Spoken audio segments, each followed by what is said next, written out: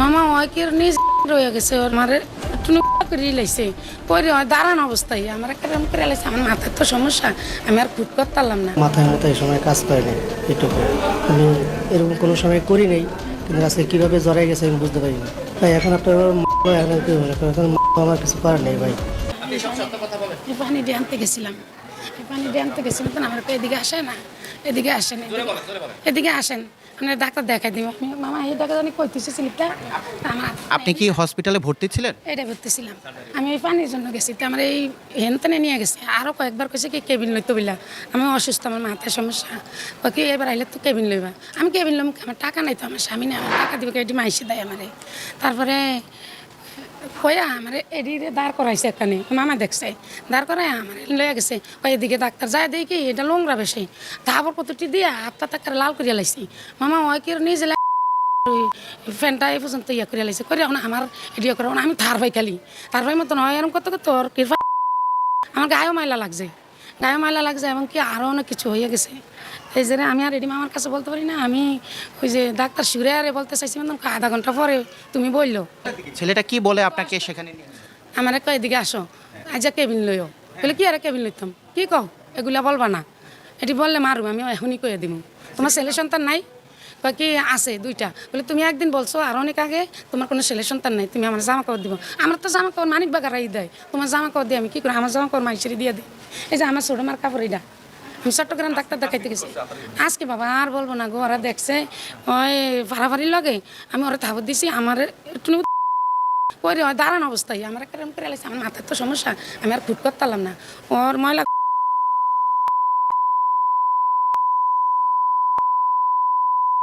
দিছে কেবিন না এই জায়গাটা দেখাইতে পারবো। সম্মানিত দর্শক, ভোলা সদর হাসপাতালে ভর্তিরত রোগী একজন মহিলা, তিনি পাশবিক নির্যাতনের শিকার হলেন এক দালালের মাধ্যমে। এতে কোনো রোগী থাকে না, এটি সম্পূর্ণই বন্ধ একটি নির্জন জায়গা। ঠিক এই জায়গাটিতে মহিলা নিচে ভর্তিরত ছিল, সেই নারীকে ভালো ডাক্তার দেখানোর কথা বলে সেই ধর্ষক এখানে নিয়ে আসে। এই দালাল এখানকার যে অ্যাপোলো ডায়াগনস্টিক সেন্টার সেটি কর্মরত রয়েছে এবং এই হসপিটালে এইভাবে রুগীদেরকে সেখানে রুগীর ব্যবস্থাপত্র সহ সেই সকল বিশেষ বিষয়গুলো নিয়ে তারা সেই ডায়াগনস্টিক সেন্টারে রুগীদেরকে সহযোগিতা করার চেষ্টা করে। হসপিটালের ৩য় ফ্লোরে এক নির্জন জায়গায় এমন একটা কাজ করলেন সেই দালাল। হসপিটালে আমরা নিচের তলায় দাঁড়ানো, ওই মহিলা আমাদের কাছে গিয়ে চিৎকার করে উঠছে। ওখানে মামুন পুলিশ ছিল, আমি ছিলাম, ওয়ার্ডমাস্টার রাব্বি ছিল। চিৎকার করে উঠেছে, আমার দর্শন করা হয়েছে। পরে আমরা সিঁড়ি দিয়ে দোতলায় ওঠার সময় যে দর্শকরা সে আমাদের সামনে পড়ছে, বলছে এই ছেলে করছে। তখন তাকে আমরা আটকে স্পটে নিয়ে যাচ্ছি। সেই মহিলা কোন জায়গায় আমাদেরকে দেখাতে চেষ্টা করছে সে জায়গায় আছি, আসে দেখি যে স্পটের এই অবস্থা, মহিলা সেখানে ছিল, ওই ভিকটিমও ছিল। তারপরে আমরা ওরে আটকাইছি আর ওরে গাইনি ওয়ার্ডে ভর্তির ব্যবস্থা করছি বিভিন্ন টেস্টের জন্য। এখানে কি কোনো আলামত পাওয়া গেছে কিনা বা দেখা গেছে? আলামত পাওয়া গেছে, ওগুলো ছবিও করা হয়েছে। এই কাজ শেষে যখন সেই মেয়েটি চিৎকার করে নিচের ফ্লোরে নেমে এসে, তখন সেই সব মানুষ তাকে দেখে হতবাক হয়ে যায়। 250 শয্যা জেনারেল হাসপাতালে একটি ন্যাক্কারজনক ঘটনা ঘটেছে। হাসপাতালের ভেতরেই এক নারী রোগীকে করে এক দালাল, এমন অভিযোগ করেছেন ভুক্তভোগী নিজেই। সাথে সাথেই পুলিশ প্রশাসন এবং ফায়ার সার্ভিসকে খবর দিয়ে এই লোকটাকে হাতে নাতে ধরলেন। ভুক্তভোগী ওই নারী হাসপাতালে চিকিৎসাধীন ছিলেন। তিনি জানান, ঘটনার সময় তিনি পানি আনতে ওয়ার্ডের বাইরে বের হলে অভিযুক্ত দালাল তার পথ আগলে দাঁড়ায়। ভালো ডাক্তার দেখানো এবং উন্নত চিকিৎসার কথা বলে কৌশলে তাকে হাসপাতালের 3য় তলায় একটি নির্জন স্থানে নিয়ে যাওয়া হয়। হাসপাতালের ওই অংশটি সাধারণত রোগীশূন্য এবং নীরব থাকে। সেখানে নিয়ে ওই নারীকে কেবিন নিতে বলে জোরজবরদস্তি শুরু করে এবং এক পর্যায়ে তাকে ধর্ষণ করে। প্রিয় দর্শক, বর্তমানে আমাদের এই সমাজে প্রতিনিয়তই এমন ঘটনাগুলা ঘটতেছে। যেই হসপিটালে একটা মানুষ নিরাপত্তার জন্য যায়, সুস্থ হবার জন্য যায়, সেই হসপিটালেও এমন একটা পাশবিক নির্যাতনের শিকার হতে হলো এই মেয়েটিকে। ঘটনা যদি এই জায়গায় ঘটে তাহলে মানুষ কোথায় গেলে নিরাপদ পাবে? এটা এই জায়গায় মানুষ সুস্থতা হওয়ার জন্য আসে, আর সেই জায়গায় আসে যদি এই সমস্ত অবস্থা হয় মানুষের, তাহলে এটা অত্যন্ত দুঃখজনক ব্যাপার।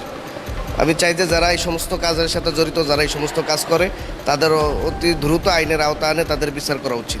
আটকের পর অভিযুক্ত ব্যক্তি উপস্থিত জনতার সামনে নিজের অপরাধ স্বীকার করেছেন। তবে অদ্ভুত অজুহাত দিয়ে তিনি বলেন এর আগে তিনি কখনো এমন কাজ করেননি এবং কেন এমনটি করে ফেলেছেন তা তিনি নিজেও বুঝতে পারছেন না। অপরাধ বোধ নয় বরং দায় এড়ানোর ভঙ্গিতে তিনি বলেন, এখন আমাকে মেরে ফেললেও কিছু করার নেই।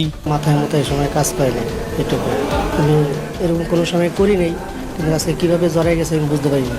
তাই এখন আপনার এখন কি হলো, এখন আমার কিছু করার নেই ভাই, কেন আমি নিজে হয়ে গেছি ভাই।